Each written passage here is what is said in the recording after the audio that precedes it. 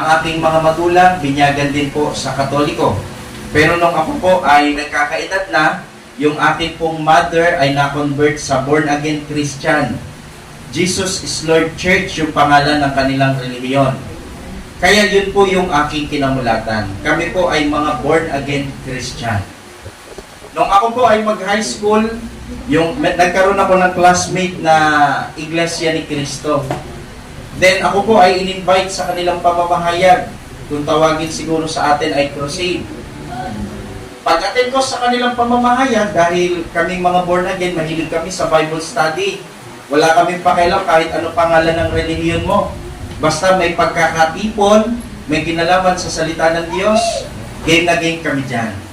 Kaya nung in-invite ako ng classmate ko na INC, ay umattend ako sa church nila. Pag-attend ko sa church nila, hangang-hanga ako, ang ganda ng kapilya, ang laki. Meron pa yung nakasabit na chandelier at ang tawag doon. Sa sobrang laki, tipong pag nabagsakan ka, kumatos ka talaga sa ospital. Oh.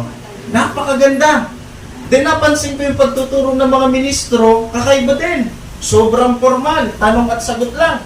Magtatanong yung ministro, tapos yung sagot, binabasa sa Biblia. Kaya akala ko noong una, tama ang tinuturo ng mga ministro sa iglesia. Kasi naririnig at nakikita namin, binabasa sa Biblia yung mga aral na kanilang ipinapahayag. Sa madaling salita, na-convert po ako sa Iglesia ni Cristo. From born-again Christian to INC.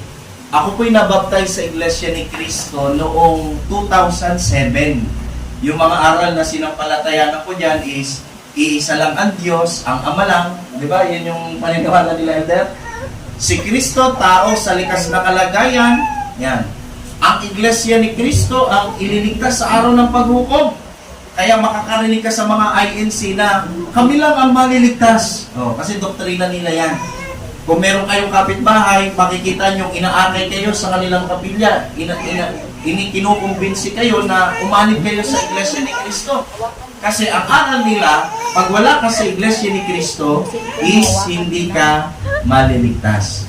Yan. Yan din po yung paniniwala na akin pong sinampalatayanan sa pagiging Iglesia ni Kristo ko. Akala ko yun na yung tunay na relihiyon o pananampalataya. Kaya ang ginagawa ko, ipinagmimisyon ko sa aking mga kapatid at sa aking magulang. Lagi kong sinasabi sa kanila, mag-Iglesia ni Kristo na kayo. Oh. Bago dumating yung paghukom, para lahat tayo maligtas, kayo po ay mag-Iglesia ni Kristo. Ayan. Kasi buong buo sa aking puso talaga na ang INC ang tunay na relihiyon. Until na ako po ay makagraduate ng high school, ako po ay nakapagtrabaho sa part ng Manila. Ayan.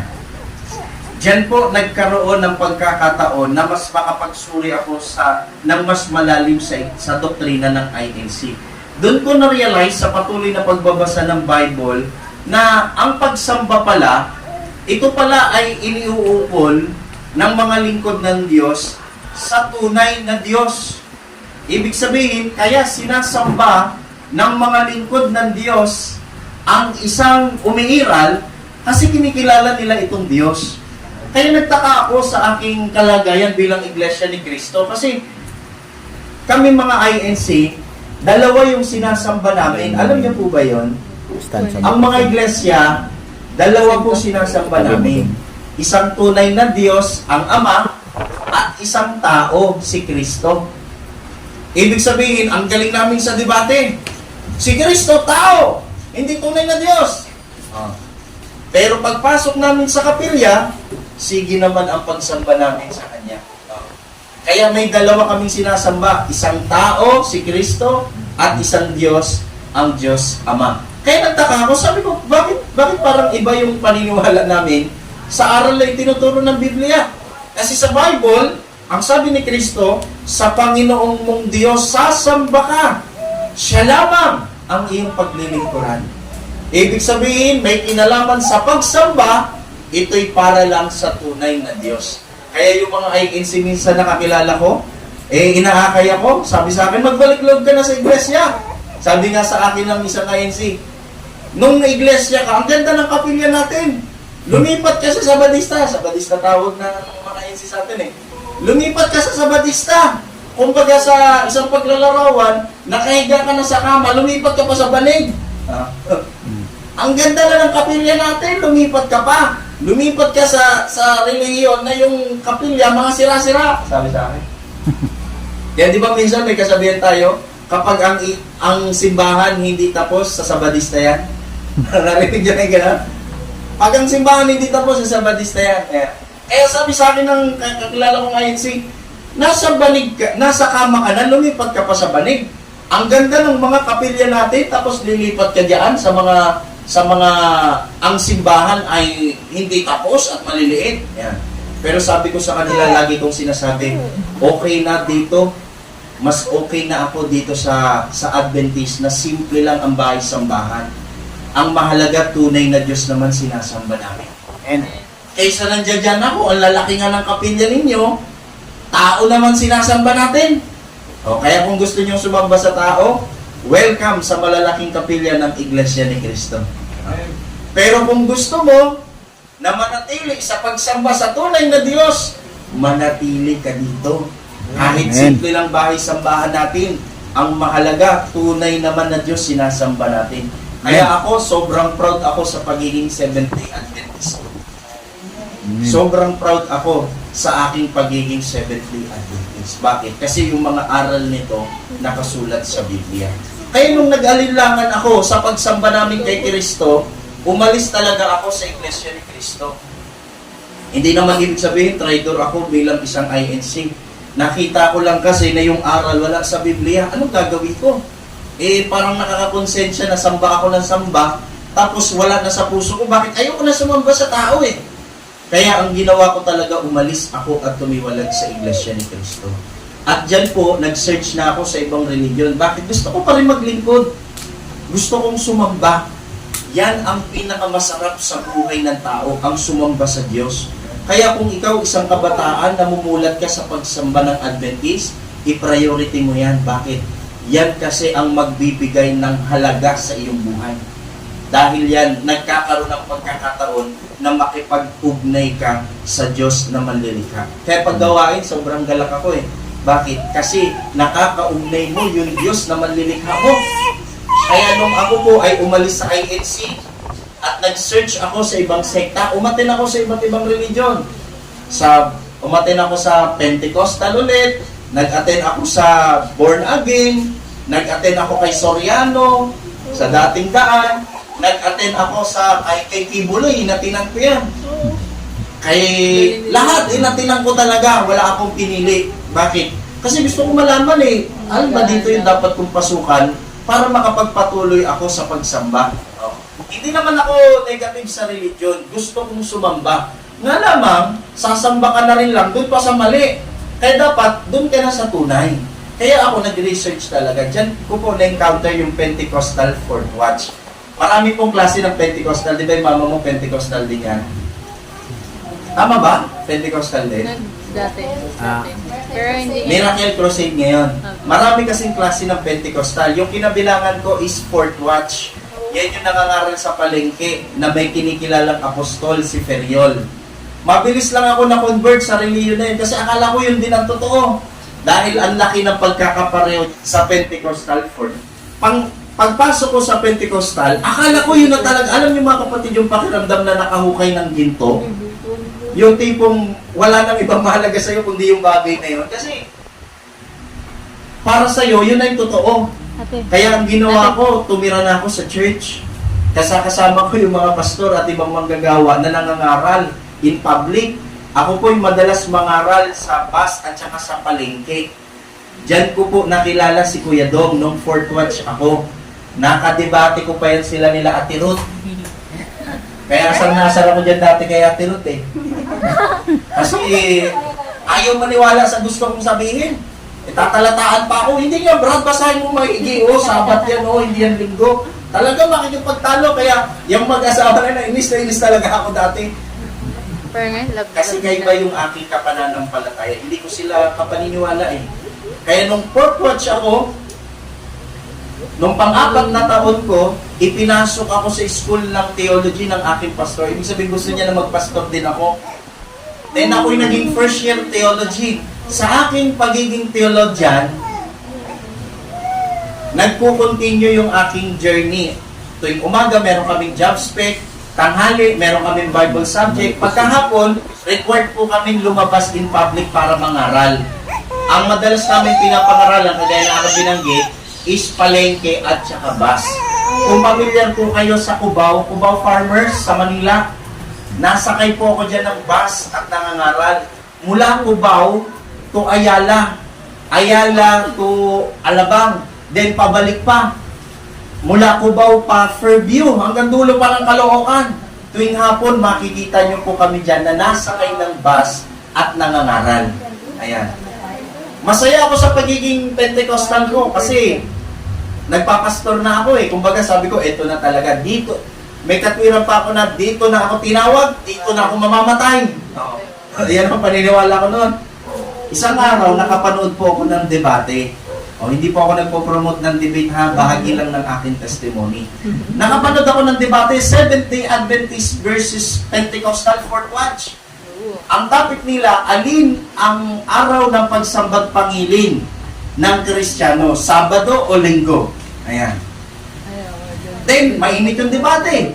Sa katapusan ng debate, then matatapos na yung oras, yung debater ng Adventist naghamon na ng showdown.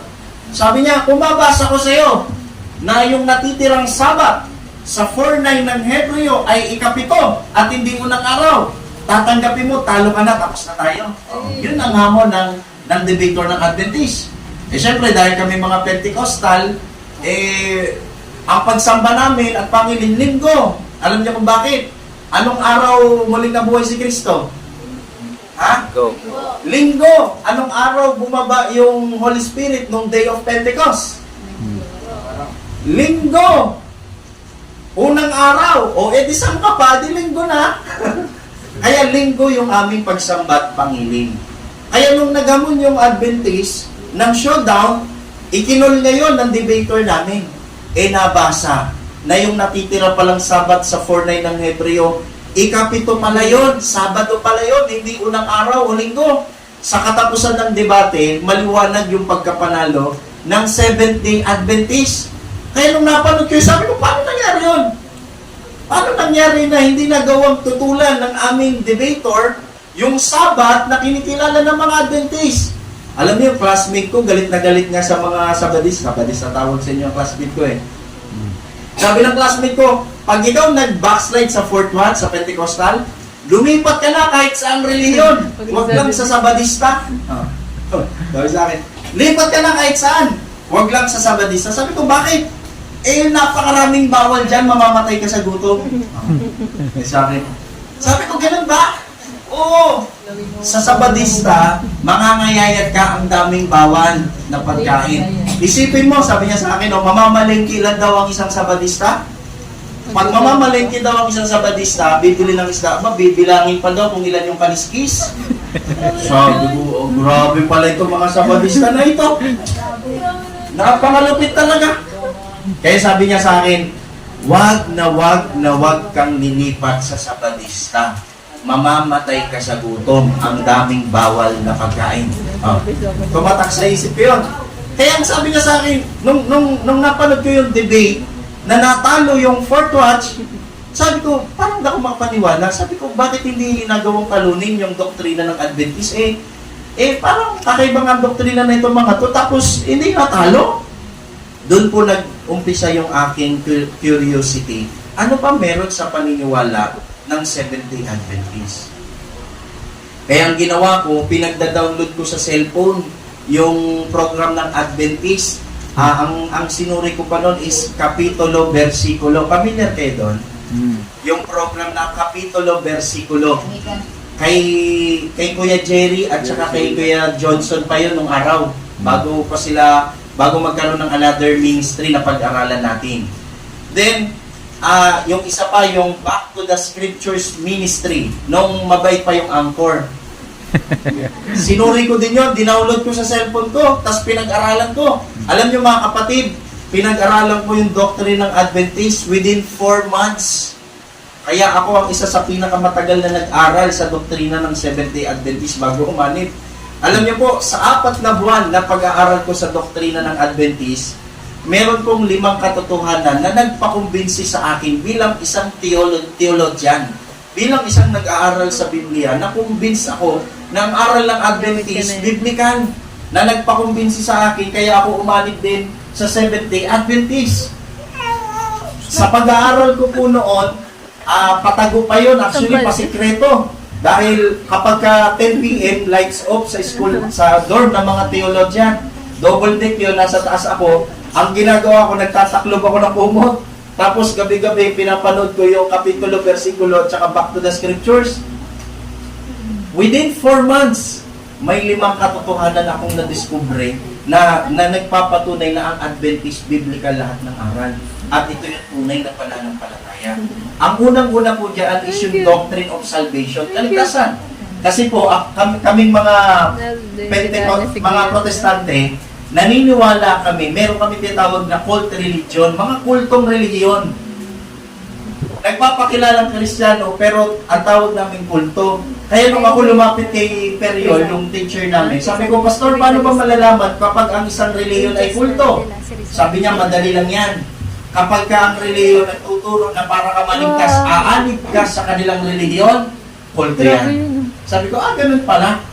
Kaya nung sinuri ko yung doktrina ng Adventist, sabi ko, bakit parang iba? Bakit parang hindi nagtuturo ang Adventist na para ka maligtas? Magsasamadista ka? Sino ba dito ang nabaptize na ang turo is para maligtas mag-Adventist? Taas nga kamay. Meron? Wala? Walang umamin?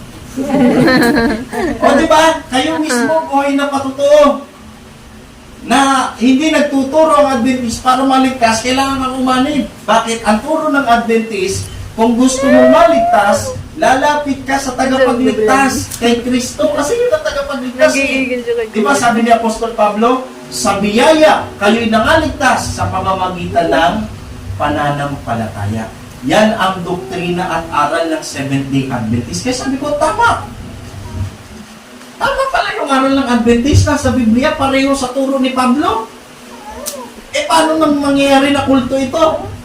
Kaya kung pag-uusapan pala kaligtasan, sumasampa pala dyan yung aral ng Seventh-day Adventist. Kaya sabi ko, tama. Tama ang aral ng Adventist about salvation. Kaya kung ikaw, hanggang ngayon, duda ka pa rin ang Adventist, tunay na church, true church, ako sa'yo, yung duda mo, pagdudahan mo. What? Yung duda mo, pagdudahan mo. Bakit? Kasi pag pinag-usapan kaligtasan, hindi ang church ang magbibigay nito sa'yo. Ang ituturo ng Adventist, yung aral ng Biblia, si Kristo ang magbibigay sa'yo ng walang bayad na kaligtasan. Kaya sabi ko, tama! Tamang-tama ang aral ng Adventist patungkol sa kaligtasan. Pareho sa turo ni Apostol Pablo na isang lingkod ng Diyos. Kaya pinagpatuloy ko yung pag-aaral. Pangalawang inaral ko sa doctrine ng Adventist is about 10 Commandments.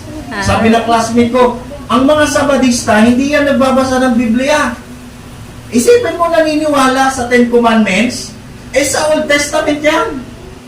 Sabi ko, ano? Yung 10 Commandments, sa mga Hudyo yan, sa mga Israelita, di ba, napakinggan nyo na yun sa kanila? Yan ang lagi nyo maririnig. Ang 10 utos, yan ay sa mga Israelita lang. Sa tribo lang ni Juda. Sabi ko, nga naman, bakit ako susunod sa 10 Commandments? Yan ay sa Old Testament. At yan ay binigay sa Israelita, sa tribo ni Juda. Ako hindi naman Israelita, ako Pilipino. At hindi ako galing sa tribo ni Juda, ako galing sa tribo ni Dato Puti.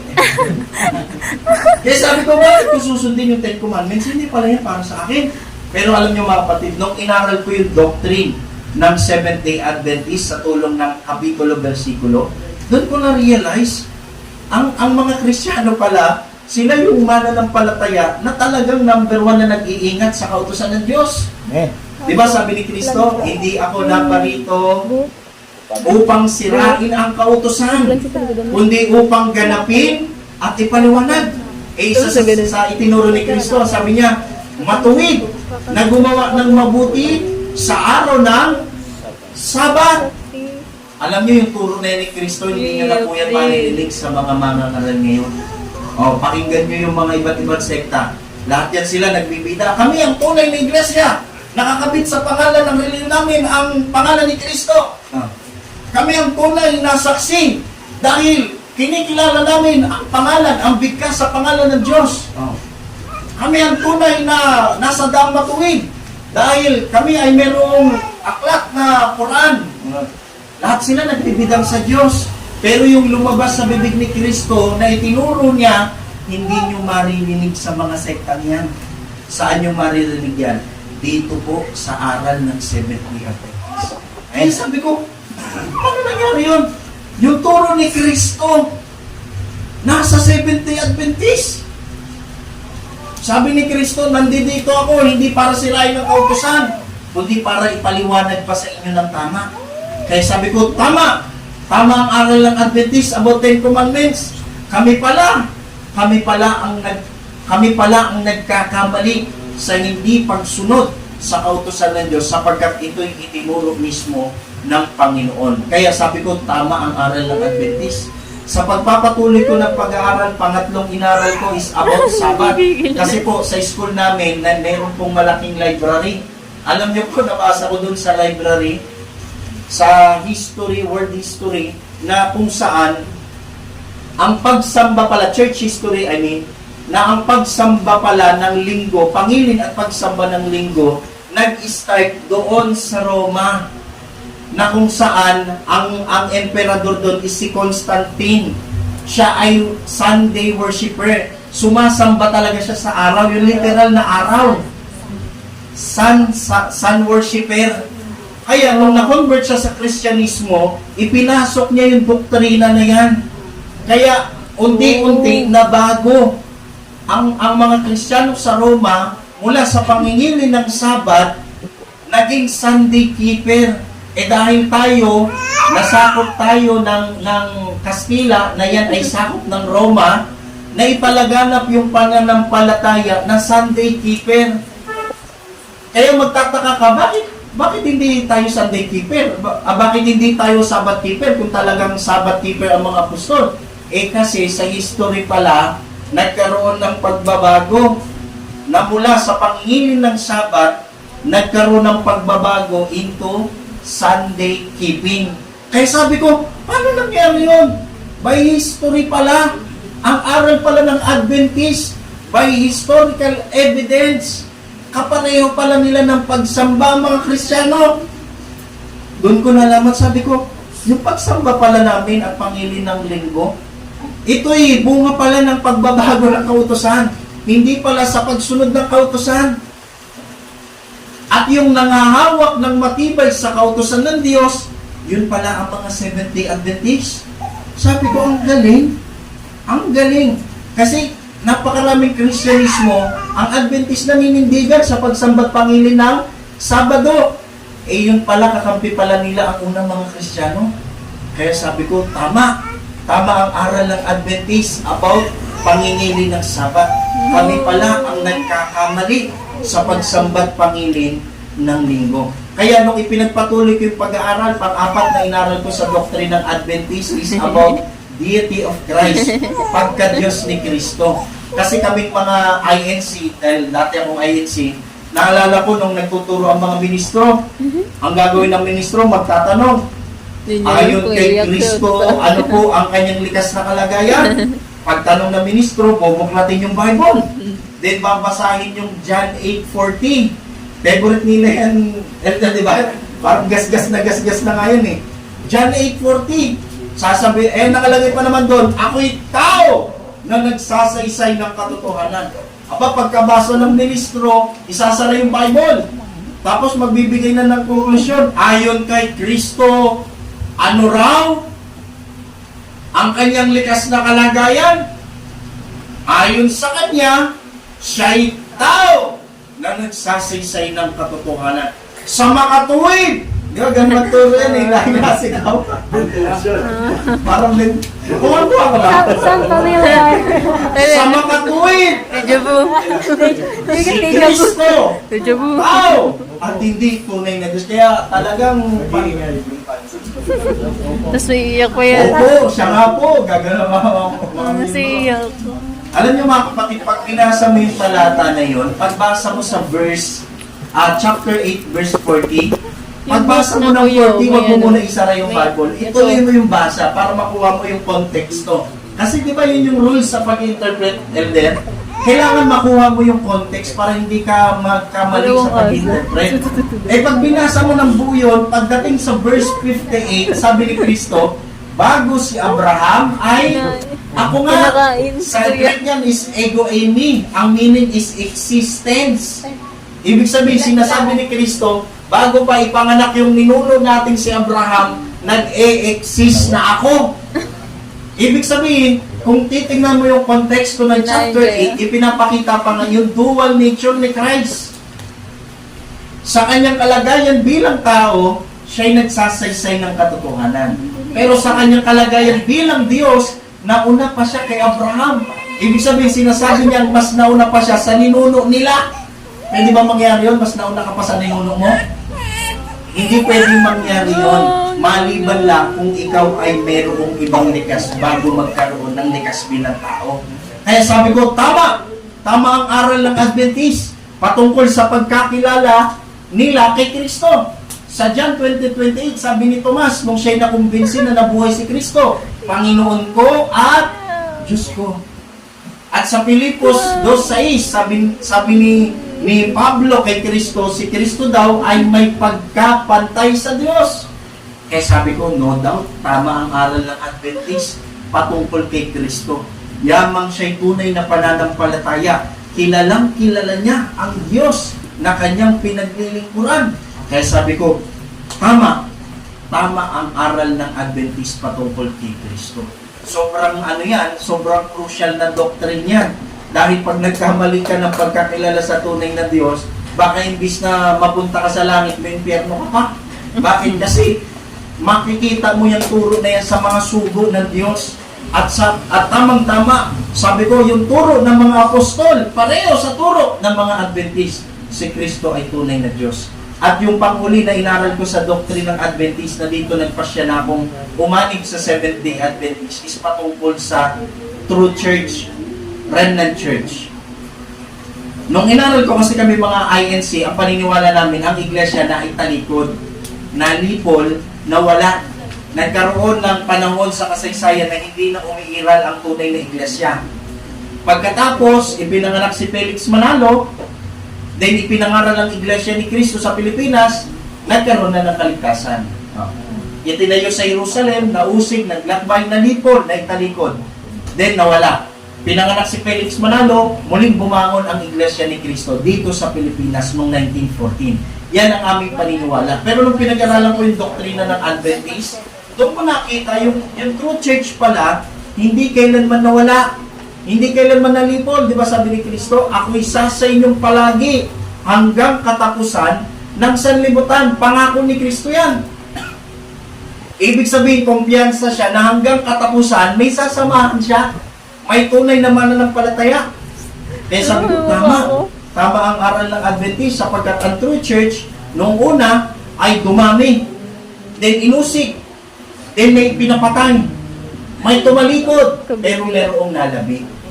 Mababasa po yan sa Revelation 12:17 na yung katangian ng Remnant Church is nagsisitupad sa utos ng Diyos at may patutuo ni Jesus. Sa pag-aaral namin sa theology, yung kautusan na sinusunod ng remnant, sa Greek po is entole. Sa pagtuturo ni Kristo at ng mga apostol, yung entole tumutukoy sa 10 Commandments. Kaya nung may nagtanong kay Kristo, anong kinakailangan kong gawin para magmana ng buhay na walang hanggan? Sabi ni Kristo, kung ibig mong pumasok sa buhay, ingatan mo ang mga utos. Sa Greek po nun is entole. Sabi nang nagtanong, alin-alin, ano ba yung entole? Sabi ni Kristo, huwag kang papatay, huwag kang mangangalo niya, huwag kang sasaksi sa di katotohanan. Ibig sabihin, yung entole na tinutukoy ni Kristo ay 10 Commandments. Then, yung pangalawang katangian ng Remnant Church is may patutuo ni Jesus. Sa ibang talata, ang patutuo ni Jesus ay siyang espiritu ng